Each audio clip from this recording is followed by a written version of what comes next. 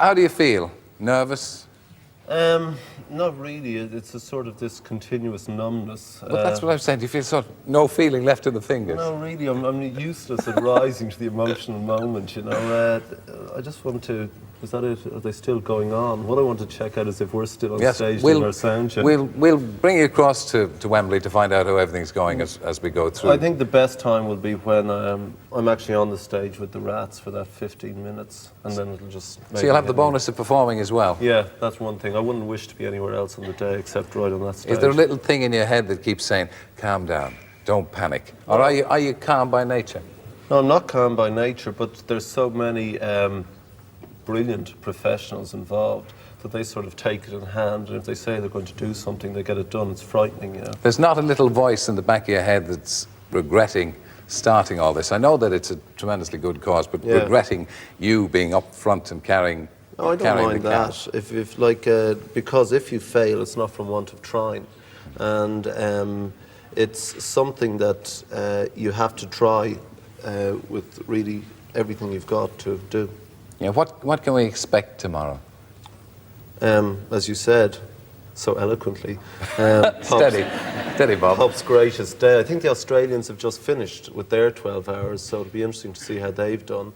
And I think that it will be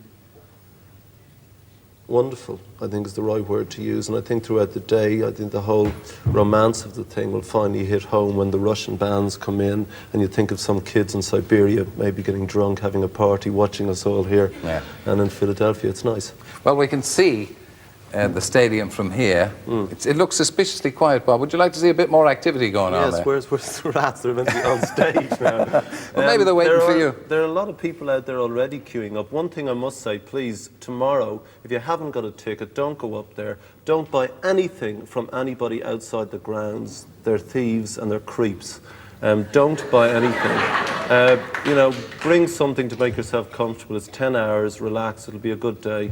And please, again, if someone offers you something outside the grounds, T-shirt, books, tickets, don't buy them. Just go home and watch it for free on TV. That's important. Ah, I can see. You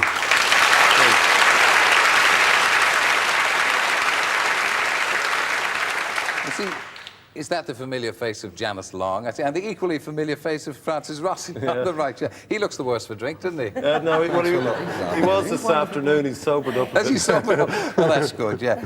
Janice, how's it going? Things are going really well down here at Wembley. We've just missed, or you've just missed, Adamant sound checking. And before that, the Boomtown Rats were sound checking, of course, without Bob, because he's actually there with you. And one of the problems that they've had this afternoon is that they were making logos to go either side of the stage.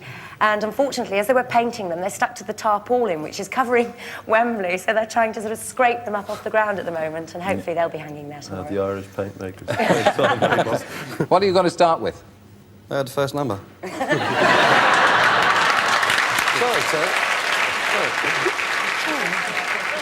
Sorry about that. That was a good one, wasn't it? It's my own fault, really, for calling you drunk, isn't it? Yeah. So what number are you going to play? Well, the opening number, Rocking All Over the World. That's why we got thrown at the front and said, good idea, bung them on, you know. Yeah. Come in, Tel. Yeah, well, I think it's a good idea. How much have you raised so far? Out of what? From the record? Yeah, well, from the record, what? From the record, about 8 million quid, and then all the Band-Aid ideas around the world cumulatively is about $60 million, and then from stuff so far with the concert, it costs about $3.5 million to put on.